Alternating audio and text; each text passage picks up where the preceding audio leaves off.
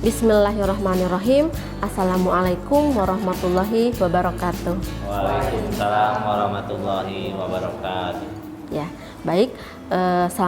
Selamat berjumpa kembali dengan kami, Bapak Ibu guru hebat yang ada di seluruh Indonesia. Kali ini kami akan berbincang-bincang, men-sharing tentang bagaimana cara memanage keuangan yang ada di sekolah, baik itu dana yang bersumber dari dana operasional sekolah atau dana keuangan lainnya yang sekiranya bisa mensupport kegiatan-kegiatan yang ada di sekolah ya. Yang akan kami bahas ini adalah keuangan yang ada di sekolah dasar khususnya ya.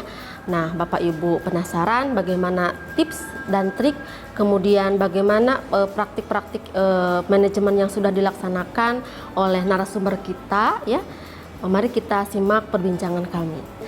Selamat siang Ibu narasumber dan juga ini rekan-rekan saya yang nanti akan mungkin bertanya tentang bagaimana Ibu mengelola keuangan di sekolah Ibu sehingga keuangannya itu bisa mensupport semua kegiatan yang ada di sekolah ya. Bagaimana Ibu, beliau ini adalah Ibu Winnie. Beliau ini adalah kepala sekolah di SDN Giriwangi yang berada di Kecamatan Kawalu di Kota Tasikmalaya. Beliau ini sudah sukses memanage keuangan yang ada di sekolahnya sehingga keuangannya itu cukup untuk menopang segala kegiatan yang ada di sekolahnya. Dan ini adalah rekan-rekan saya, ada Pak Saipudin, ada Pak Adi, ada Bu Silka, dan saya sendiri Daniati SR Daniel. Kami ini adalah kelompok nanti yang akan bertanya-tanya kepada narasumber kita tentang bagaimana cara memanage keuangan yang baik. Baik, selamat siang Ibu Winnie. Siang Bu Daniati, alhamdulillah. Mungkin kalau Ibu tidak keberatan, kami dan teman-teman akan mengajukan beberapa pertanyaan. Sekiranya Ibu tidak keberatan, barangkali Ibu bisa berbagi bagaimana cara pengelolaan keuangan di sekolah Ibu ya. Baik, Ibu, mungkin pertanyaan yang pertama, mengapa sih manajemen keuangan itu sangat penting diterapkan di sekolah? Baik, manajemen keuangan yang baik akan membantu sekolah dasar dalam pengalokasian dana yang tepat untuk kegiatan pendidikan, kemudian bisa juga untuk perawatan fasilitas dan juga untuk pengembangan sumber daya manusia. Dan hal ini juga akan meningkatkan akuntabilitas dan transparansi dalam penggunaan dana sekolah. Begitu. Baik, ternyata memang sangat penting ya Ibu ya, bagaimana kita memanage keuangan yang baik itu seperti itu caranya. Nah, untuk yang kedua bagaimana Pak Saif, ada pertanyaan? Ada. Assalamualaikum warahmatullahi wabarakatuh. Waalaikumsalam warahmatullahi wabarakatuh. Ada yang saya mau ditanyakan ke Ibu, hal dengan apa peran kepala sekolah dalam manajemen keuangan di sekolah dasar? Baik Pak, terima kasih. Kepala sekolah itu merupakan peran kunci dalam mengelola keuangan. Jadi mereka bertanggung jawab dalam merencanakan anggaran, kemudian mengawasi keuangan, serta dapat memastikan bahwa pengalokasian dana itu dilaksanakan secara efisien, serta memastikan bahwa dana BOS itu bisa dialokasikan sesuai dengan prioritas pendidikan. Begitu. Oh, jadi begitu ya. Sekecil apapun pengeluaran uang keuangan di sekolah, Ibu harus mengetahui. Baik, terima kasih atas sharing ilmunya ya Bu ya. Nah, mungkin ini Pak Adi mau ada yang ditanyakan kepada Ibu ini. Ibu, saya izin bertanya tentang bagaimana sekolah dasar dapat meningkatkan pengumpulan dana dan pendapatan, itu seperti apa ya Bu? Baik, terima kasih Pak Adi. Jadi sekolah itu bisa meningkatkan atau mengumpulkan dana itu yang pertama dengan melibatkan komunitas lokal. Selain melibatkan komunitas lokal juga bisa sekolah mengadakan acara untuk penggalangan dana.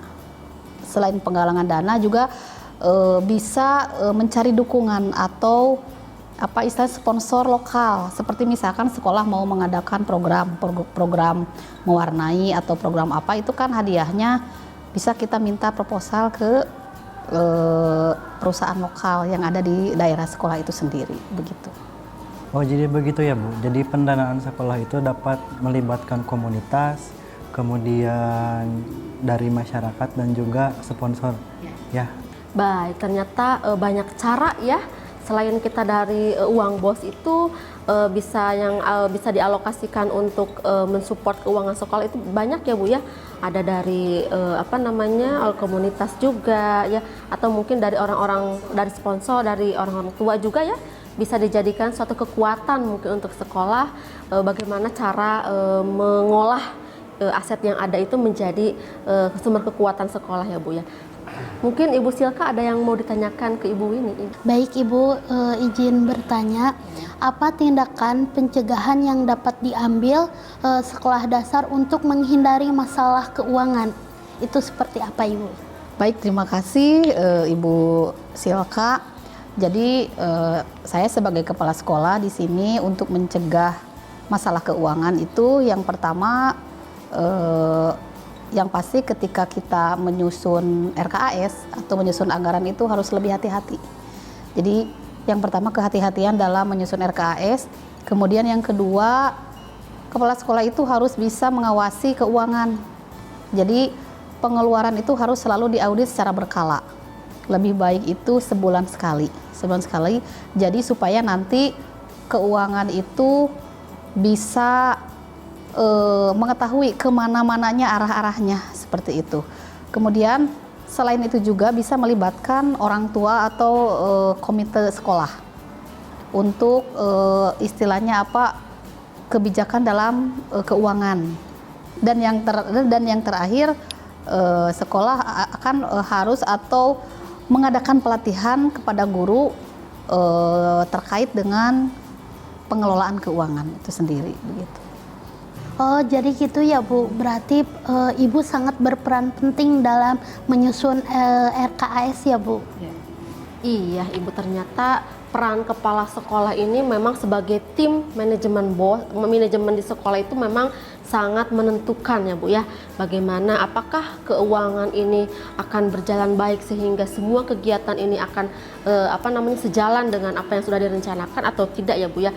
Kalau misalkan kepala sekolah lengah, nanti bisa jadi ini mohon maaf ya Bu ya, mungkin ada main dari pengelola keuangan itu sendiri, atau barangkali kita kecolongan ya, banyak hal-hal pengeluaran yang tidak dianggarkan, kemudian kita karena godaan dan kebutuhan yang urgent tetapi kita tidak bisa mengontrol, itu akhirnya berantakan ya Bu ya, karena tidak sesuai rencana. Baik, untuk selanjutnya mungkin dari Pak Saib ada mungkin hal yang ditanyakan lagi kepada Bu Winnie. Jadi bagaimana yang tadi Ibu bicarakan, sekolah dasar seharusnya mengelola dana bantuan operasional sekolah itu bagaimana Bu? Baik, terima kasih Pak Saipudin. Jadi sekolah dalam mengelola bantuan operasional sekolah atau dana BOS itu harus akuntabel dan harus dapat dipertanggungjawabkan. Jadi ketika dana BOS sudah cair, itu uang itu harus dialokasikan sesuai dengan pembuatan ketika kita menganggarkan sesuai RKAS. Itu yang pertama. Kemudian kita mengadakan atau mengawasi keuangan seperti yang tadi, mengawasi keuangan secara berkala. Kemudian yang ketiga adalah membuat laporan sesuai tepat waktu. Jadi kita merencanakan anggaran, kemudian mengawasi keuangan dan harus melaporkan keuangan yang tadi kepada pihak yang berwenang. Dan yang terakhir, dana BOS itu harus dikeluarkan oleh sekolah sesuai dengan kebutuhan sekolah. Jadi jangan sampai ketika uang BOS itu cair, tapi penggunaannya tidak sesuai dengan RKS yang dibuat oleh sekolah. Dan di sini saya sebagai kepala sekolah mau tidak mau dalam mengeluarkan uang itu harus sesuai dengan kebutuhan dan disesuaikan dengan RKS yang dibuat. Dan itu tujuannya adalah untuk meningkatkan pendidikan sekolah. Oh, jadi melaporkan itu sangat tepat waktu, itu sangat penting ya untuk ketepatan administrasi. Memang betul ya Pak Saib, Bu Winnie, ternyata melaporkan kepada pihak yang berwajib itu adalah sebagai salah satu cara ya kita mungkin sebagai pengelola administrasi keuangan di sekolah itu supaya kita ini terbiasa untuk tertib administrasi. Tetapi mungkin satu hal yang jangan lupa juga ya Ibu ya, selain melaporkan jangan lupa bayar pajaknya ya Bu ya. Mungkin yang sering dilupakan oleh pengelola keuangan, bayar pajak itu suka tidak tepat waktu. Seharusnya kalau penggunaan bulan ini harus dibayar pajaknya juga bulan ini gitu ya, jangan menunggu akhir tahun atau bulan-bulan berikutnya ya. Mungkin Pak Adi ada yang mau ditanyakan lagi ke Bu Winnie? Ya baik Bu, mungkin apa saja kegiatan pendidikan yang didanai oleh BOS itu sendiri seperti apa? Baik Pak Adi, dana bantuan operasional sekolah itu digunakan untuk kegiatan sekolah. Salah satunya adalah untuk pembelian alat tulis, kemudian untuk salah satunya adalah untuk pembelian alat tulis, kemudian pembelian buku pelajaran. Selain itu untuk kegiatan ekstrakurikuler, misalkan sekolah mengadakan kegiatan pramuka, jadi itu ada transport untuk kegiatan gurunya begitu.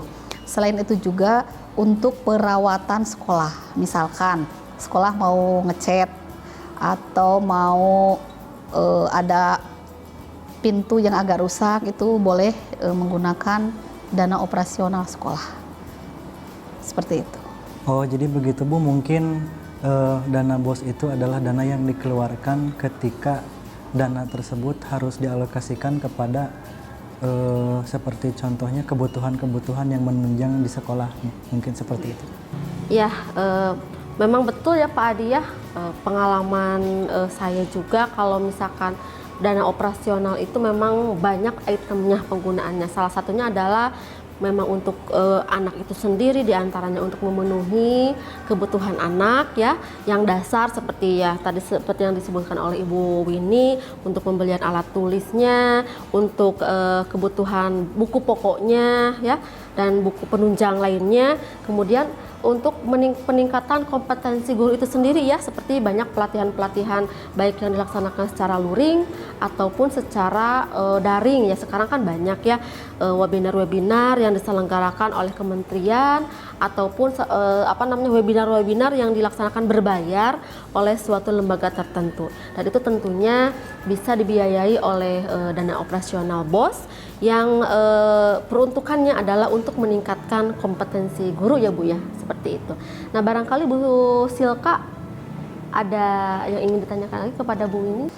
Baik Bu Winnie, menurut Bu Winnie bagaimana sekolah dapat memastikan bahwa dana BOS digunakan secara efisien? Baik, terima kasih Bu Silka. Jadi di sini sekolah memastikan bahwa dana operasional sekolah itu bisa digunakan secara efisien. Yang pertama dengan menyusun rencana anggaran atau RKAS secara terperinci. Yang pertama menyusun anggaran secara terperinci, kemudian yang kedua adalah mengaudit keuangan, mengaudit pengeluaran secara berkala. Tiap bulan boleh atau 2 minggu sekali boleh pengeluaran BOS itu kemana arahnya, itu harus kepala sekolah harus selalu mengawasi atau mengaudit.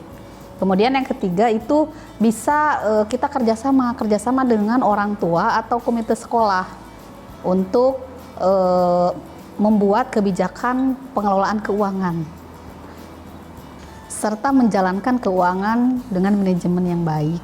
Seperti itu Bu. Baik Bu Winnie, terima kasih. Ternyata ilmunya sangat bermanfaat untuk nanti ke depannya saya bagaimana. Baik, Masya Allah, sangat luar biasa ya ilmunya ya Bapak Ibu ya. Ternyata pengalaman Bu Winnie ini dalam mengelola keuangan ternyata tercerahkan ya. Bagaimana kegalauan kita berangan-angan ya, bagaimana nanti kita menjadi seorang manajer yang nanti akan mengelola uang. Ternyata setelah berbincang dengan Bu Winnie, ternyata kita mendapatkan gambaran ya, bagaimana mulai dari membuat perencanaan yang baik ya Bu ya, kemudian perencanaan itu harus sesuai dengan kebutuhan sekolah, dan dalam pelaksanaannya semua perencanaan itu harus sesuai, semua pelaksanaan itu harus sesuai dengan perencanaan yang sudah dibuat.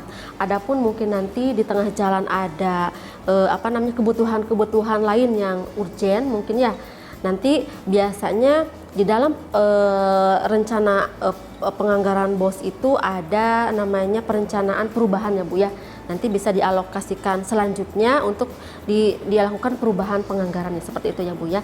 Baik, mungkin Bapak Ibu ternyata kita ini alhamdulillah ya sudah bertambah ilmunya bagaimana cara mengelola keuangan yang bersumber dari dana operasional BOS. ataupun dana-dana lain yang sifatnya bisa berasal dari rekanan sekolah, dari komunitas, dari orang tua yang sifatnya itu bisa mendukung kegiatan-kegiatan sekolah, mensupport apapun untuk keberhasilan sekolah, dan itu tentunya bisa membawa kemajuan bagi sekolah ya. Baik, terima kasih Bu Winnie atas waktunya, atas kesempatannya, atas semua ilmu dan trik-trik ya bagaimana beliau memanage keuangan yang baik, bagaimana beliau memanage para guru untuk juga berdisiplin dalam berkeuangan ya.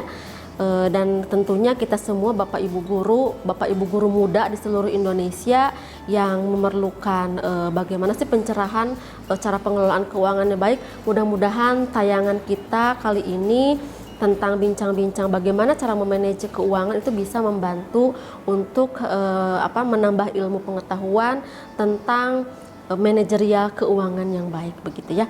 Sekian mungkin sharing yang bisa kita lakukan. Mudah-mudahan kita bisa bertemu di pertemuan berikutnya dengan pokok bahasan yang berbeda. Sampai ketemu di tayangan berikutnya. Assalamualaikum warahmatullahi wabarakatuh. Terima kasih Bu Winnie, terima kasih teman-teman saya semuanya.